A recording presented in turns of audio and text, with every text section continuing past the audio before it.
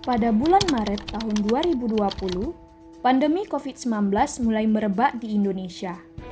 Tidak hanya berpengaruh pada sektor kesehatan, tetapi pandemi COVID-19 juga berpengaruh terhadap perilaku kehidupan masyarakat.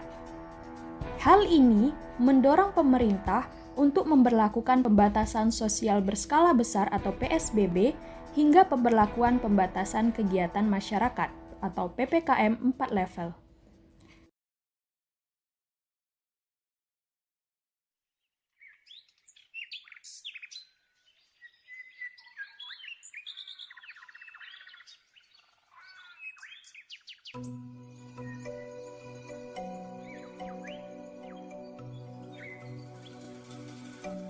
Diberlakukannya PSBB dan PPKM juga berpengaruh pada aktivitas penyuluhan.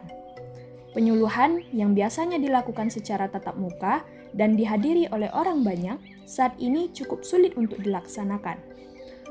Kondisi ini menuntut penyuluh untuk bekerja secara cerdas dan kreatif agar diseminasi teknologi pertanian dapat diterima dan dikembangkan oleh petani.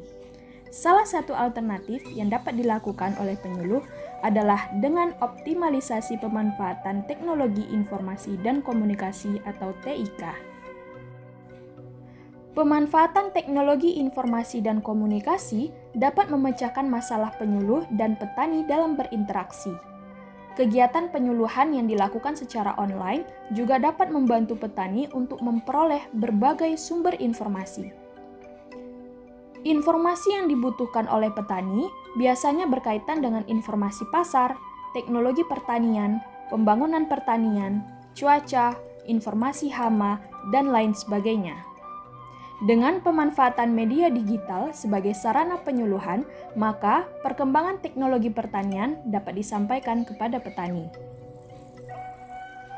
Pada era informasi seperti saat ini, pemerintah sebagai pemegang kendali penyuluhan pertanian tidak bisa lagi memosisikan dirinya sebagai pihak yang serba tahu akan keinginan dan kebutuhan petani. Hal ini disebabkan karena petani sudah memiliki banyak akses informasi. Penyuluhan tidak lagi menjadi satu-satunya sumber informasi bagi petani, tetapi dapat menjadi pihak yang membantu petani dalam memilih informasi yang paling dibutuhkan. Kemudahan akses informasi ini juga menjadikan penyuluh harus lebih menguasai teknologi informasi. Oleh sebab itu, pada beberapa kasus, pemerintah telah ikut mendukung kegiatan penyuluhan dengan menyediakan sarana dan prasarana penyuluhan melalui program Konstra Tani.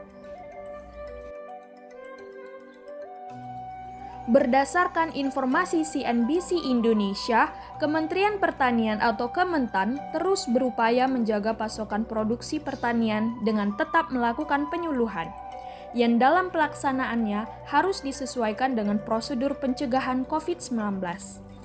Balai Pengkajian Teknologi Pertanian atau BPTP di Jawa Barat adalah salah satu contoh kasus yang melaksanakan aktivitasnya dengan tetap memperhatikan keselamatan dan kesehatan.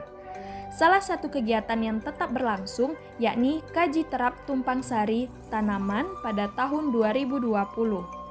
Kegiatan ini juga menerapkan penggunaan teknologi informasi dan komunikasi berupa telepon, media sosial, video, dan basis internet lainnya untuk instruksi pelaksanaan kegiatan lapangan.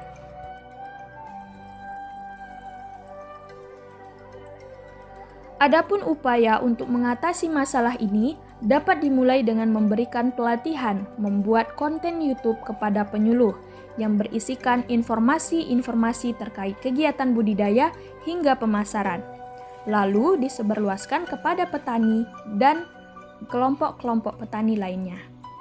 Selain itu, diperlukan dukungan pemerintah terkait ketersediaan sarana dan prasarana teknologi informasi komunikasi seperti laptop dan kuota internet.